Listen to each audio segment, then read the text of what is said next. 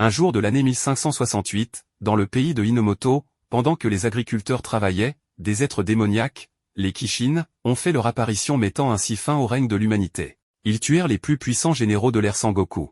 Pour préserver la liberté de l'humanité, une ligne de défense infatigable se dresse devant eux, les clans de Bushi. 150 ans plus tard, l'humanité voit un culte aux démons qui les avait envahis. Musashi est un adolescent travaillant dans des mines ne conçoit pas l'idée de devenir mineur pour les Kishin comme ses autres camarades. Pendant les cours, on leur apprend l'adoration des Oni et le mépris des Bushi désignés en tant que monstres sanguinaires. Musashi est un ami d'enfance de Kojiro, lequel était descendant de Bushi. Tous deux s'amusaient à s'entraîner au maniement du sabre. Le père de Kojiro leur racontait des histoires de Bushi et il rêvait de le devenir un jour. Aujourd'hui, Kojiro vit en paria, à cause de ses origines. Aujourd'hui, Musashi va bientôt partir pour devenir officiellement mineur, son apprentissage étant terminé. Il rend une dernière visite à Kojiro, lui disant qu'il prévoit toujours secrètement de devenir Bushi et former leur clan de Bushi. Kojiro n'en croit toutefois pas un mot et affirme que tout ce que son père leur a dit n'était que des mensonges. Il lui dit aussi que s'il croyait vraiment à ces histoires, pourquoi a-t-il alors rejoint l'école des mineurs? Furieux, Musashi part en lui disant qu'il deviendra Bushi sans lui.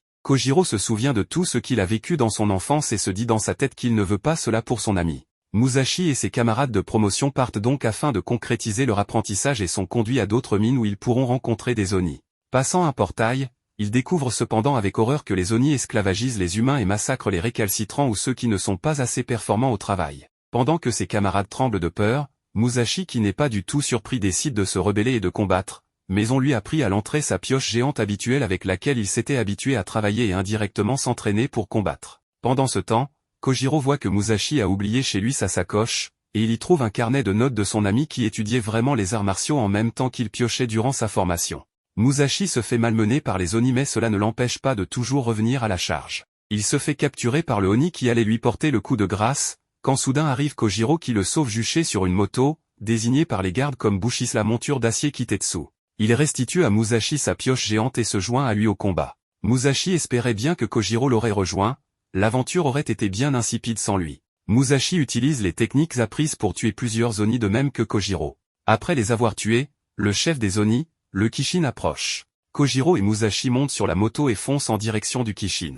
Sur la route, Musashi tue d'autres Oni. Musashi et Kojiro tombent sur le Kishin et ils l'affrontent. Musashi le tranche en deux mais le Kishin se reforme. Des contremaîtres offrent un certain minerai au Kishin et il les dévore. Il se mute alors en Tengu des flammes des enfers géants qui est sa véritable apparence. Le Kishin tente de les écraser mais il lui échappe mais ils tombent de leur moto et Musashi tombe puis s'évanouit. Le Kishin attrape le katana de Kojiro qu'il veut dévorer, mais le jeune homme refuse de lâcher, bien que ce sabre lui a valu tant de discrimination et de moquerie par le passé de la part des autres qui le pointaient du doigt pour ses origines Bushi. Il ne peut oublier les enseignements de son père concernant la nature démoniaque des Oni et le but noble des Bushi dont le sang coule dans ses veines. Kojiro ne peut abandonner son arme, symbolisant l'honneur des Bushi et le souvenir de son père ainsi que les bons moments qu'il a passés avec lui. Le Kishin finit par le lui dérober et le manger. Musashi se réveille, se jette sur le Kishin et l'escalade. Il tente de percer le ventre du Kishin mais il est très résistant. En mobilisant toute sa force et ses capacités de mineur, il pioche dans le ventre du Kishin, perçant un trou dedans. Musashi en ressort avec le sabre de Kojiro et le lui remet en disant qu'il sait que c'est son plus précieux bien. Kojiro, qui était alors hésitant à s'engager avec Musashi sur la voie du Bushi, se décide à se lancer avec lui. Soudain, un château ambulant peuplé de Bushi du clan Takeda pénètre dans la mine en brisant la barrière qui la protège. Le chef des Bushi dit à Musashi et Kojiro de libérer les lieux mais il refuse en disant que c'est lui qui a ouvert le ventre du Kishin quand soudain le Kishin se régénère. Un régiment de Bushi mène l'assaut mais Musashi refuse cependant de rester en retrait et de se faire piquer son tout premier trophée. Il s'occupe des Oni qui protègent le Kishin. Les Bushi Takeda étaient venus au départ récupérer un Shinkaku. Takeda Naotora, le chef du clan, est amusé toutefois de voir Musashi persister et se demande ce qui le pousse à vouloir tuer le Oni. Naotora capture Musashi et le force à battre en retraite. Il veut lui faire comprendre qu'il prend des risques inconsidérés vu que le Kishin peut se régénérer. Musashi lui donne raison mais il refuse de rester les bras croisés. Il se libère de ses liens et retourne au combat. Naotora le laisse faire car il est bien trop déterminé pour être arrêté et qualifie son attitude digne d'un vrai Bushi. Tandis que les autres Bushi avaient immobilisé le Kishin afin de le tuer, Musashi frappe le sol pour les déstabiliser et les faire échouer afin d'être celui qui vaincra le Kishin. Kojiro lui indique de frapper la corne du Kishin, vecteur de sa régénération. Musashi frappe la corne mais ne réussit pas à la briser et sa pioche se brise. Alors que le Kishin allait répliquer et tuer Musashi, Naotora s'interpose et tranche la corne du Kishin. Le corps du Kishin se désintègre et les Bushi absorbent ces poussières qui augmentent leur pouvoir. Kojiro est ému de voir que les Bushi ne sont pas les horribles monstres qu'on leur a décrits toute leur vie et que son père avait raison. Musashi reste toutefois dépité que Naotora lui ait ravi sa proie et, Naotora le taquinant, il explose et crie sa colère. Mais Naotora lui reconnaît son audace et lui remet un collier en guise de consolation.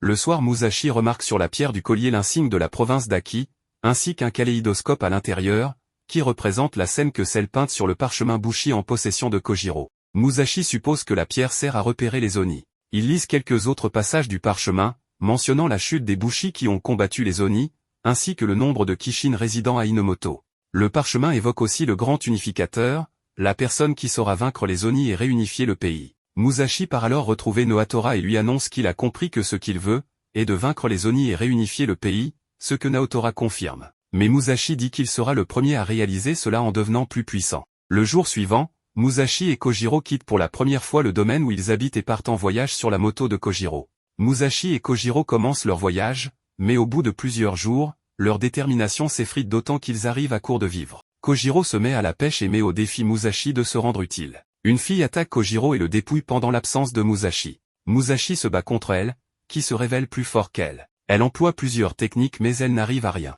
Elle tente alors de lui faire du charme, ce qui ne marche pas contre Musashi contrairement à Kojiro. Alors qu'elle s'apprête à utiliser son arme de Bushi, soudain une sirène retentit et la fille s'en va en réquisitionnant la moto de Kojiro. Elle rentre chez elle et rejoint le seigneur des lieux, Kosameda Hideo, chef du clan Bushi Kosameda, qu'elle affectionne beaucoup. Nommée Hattori Tsugumi, elle aspire à le servir au mieux mais celui-ci ne la manipule que pour son intérêt personnel. Musashi et Kojiro s'y rendent en courant afin de récupérer leurs affaires. Ils pénètrent dans le château et c'est Tsugumi qui les accueille comme si de rien n'était et leur fait visiter la ville abritée derrière le château. Elle leur apprend que les châteaux de Bushi peuvent même se déplacer par la voie aérienne. Les habitants soutiennent les Bushi et chaque clan forme une grande famille. Deux enfants viennent s'amuser avec Tsugumi, jouant à la bagarre. Elle passe ensuite le relais à Kojiro puis discute avec Musashi. Elle lui apprend qu'elle n'a plus aucun membre de sa famille originelle ici. Elle a grandi dans l'admiration de sa grande sœur Tsubame, qui était Bushi et qui est morte au combat. Musashi lui témoigne son empathie étant dans la même situation qu'elle. Hideo convie Musashi et Kojiro à un dîner avec lui. Il observe alors que la moto de Kojiro, qu'il désigne comme un cheval de fer, est d'une grande qualité, signe qu'elle a appartenu à un Bushi ayant vaincu de puissants Kishin. Il leur propose de rejoindre ses rangs pour combattre ensemble et partager le Kitetsu. Mais ces deux derniers ignorant de quoi il s'agit, Hideo ordonne à Tsugumi de les faire enfermer et elle les enchaîne aussitôt. Il soupçonne Musashi et Kojiro, qui détiennent un cheval de fer fait de Kitetsu, d'en cacher davantage en leur possession. Hideo blâme ensuite Tsugumi pour son échec, elle qui devait ramener de puissants Bushi et des sabres Kitetsu afin de renforcer leur rang. Il lui rappelle l'importance de protéger les terres que le seigneur Tokugawa leur avait confiées. Il dit qu'il déclare une mobilisation générale lorsqu'ils seront face à une attaque. Tsugumi tente de s'opposer à cette décision, mais elle laisse tomber. Tsugumi retourne voir Musashi et Kojiro en prison et leur explique que le Kitetsu est l'acier Oni qui est extrait du corps des Oni et qui sert de minerai magique pour les Bushi. Elle leur parle ensuite d'une nuée d'Oni Kodama qui approche mais elle se retient de dire le fond de sa pensée. Musashi la convainc toutefois et elle balance qu'elle n'acceptera jamais qu'on décrète une mobilisation générale et elle s'en va en courant. Musashi et Kojiro s'évadent de prison grâce à la débrouillardise de Kojiro. Alors qu'ils cherchent leurs affaires, ils voient au loin la nuée de Oni. Hideo ordonne à Tsugumi d'aller armer toute la population car des Oni approchent. Tsugumi ose alors manifester sa désapprobation. Hideo ravale sa colère en prenant son opposition comme de la traîtrise, lui qui l'a adoptée, mais il décide de la bannir du clan si elle persiste dans son refus. Tsugumi cède et se soumet à lui. Tsugumi se rappelle que sa sœur Tsubame avait subi la même pression qu'elle aujourd'hui. Elle s'efforce de se convaincre de quand même se rebeller pour le bien du peuple. Débarquent alors Musashi et Kojiro qui ont récupéré leur cheval de fer. Musashi encourage Tsugumi à se libérer de l'étau de Hideo, celle-ci reprend courage et accepte de les conduire là où sont rangés leurs katanas en échange de leur aide pour faire évacuer les villageois en toute sécurité. Hideo fait un discours aux habitants pour les galvaniser à participer au combat, lesquels sont toutefois réticents, n'ayant aucune expérience au combat. Tsugumi intervient alors et argumente contre Hideo, ce qui laisse le temps à Musashi et Kojiro d'assommer les soldats postés autour des habitants prêts à exécuter tout déserteur. Les habitants refusent cependant de suivre Tsugumi, encore trop effrayés par Hideo. Tsugumi se dit alors qu'elle doit vaincre Hideo pour devenir plus crédible. Hideo ordonne aux soldats restants d'enfermer les habitants mais Musashi et Kojiro s'occupent d'eux. Tsugumi se bat alors contre Hideo, mais n'est pas de taille. Hideo la bête et la réprimande, puis fait la leçon aux villageois qui ne peuvent rien faire sans lui. Tsugumi se relève, déterminée à aller jusqu'au bout et à faire comprendre aux civils qu'ils ont plus à perdre qu'à obéir aveuglément. Elle sort alors son arme et active son pouvoir. Elle réussit à reprendre le dessus et mettre qu'à point au Hideo. Puis la nuée d'Oni Kodama déferle vers la cité. Musashi et Kojiro reviennent alors à son aide. Les civils du clan Kosameda s'attellent à la reconstruction. Cependant, plusieurs personnes viennent demander à Musashi et Kojiro d'emmener Tsugumi avec eux, afin qu'elle échappe à Hideo. Ce dernier étant tombé en dépression après la trahison de Tsugumi et du peuple, il appelle après sa fille adoptive obsessionnellement et risque de rétablir son emprise sur elle si elle reste. Cette perspective terrifie les habitants, c'est pour cela qu'ils veulent qu'elle parte. Elle refuse premièrement craignant qu'elle se sentirait seule mais elle change d'avis et accepte. Le soir, Tsugumi avoue à Musashi qu'elle sent elle-même qu'elle risque de craquer à nouveau si elle reste avec Hideo.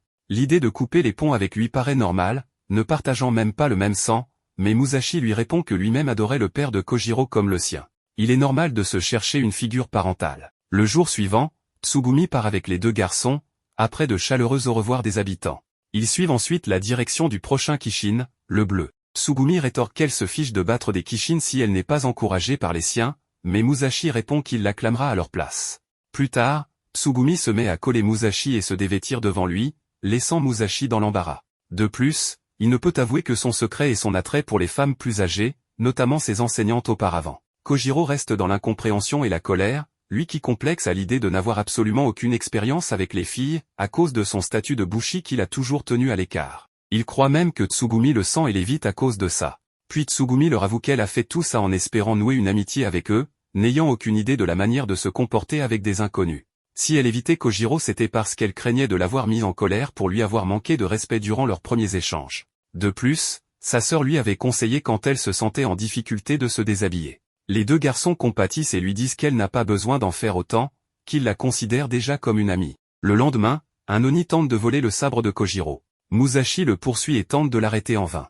Il arrive à une partie de la vallée avec planté au sol des dizaines de sabres et un homme. Ce dernier l'invitait à prendre un katana s'il veut réussir à arrêter l'Oni, qui s'apprête à dévorer le sabre de Kojiro. Musashi en empoigne un quand soudain, une énergie l'envahit et des minerais poussent sur son corps, avant de reprendre forme normale. Musashi tue l'Oni et le mystérieux homme le félicite pour sa première utilisation d'un sabre Kitetsu, lequel absorbe les fragments de l'Oni. L'arme cependant se brise, ce qui importe peu à l'homme. Il se demande toutefois si Musashi est la personne qu'il cherchait, au vu du fort toki qu'il a émis en tenant l'arme. Une jeune fille à son service vient ensuite chercher le jeune homme, lequel considère ses sabres comme des belles femmes. Kojiro et Tsugumi le rejoignent, mais à leur arrivée, le jeune homme, sa suivante et les sabres ont disparu. Le trio reprend la route, Tsugumi leur explique le principe du métal Kitetsu, seul capable de briser une corne d'Oni. Ce minerai est facile à trouver en commerce parmi les bushi. Ils se rendent à un marché de bushi pour faire des emplettes, tandis que Kojiro se demande où ils vont trouver l'argent.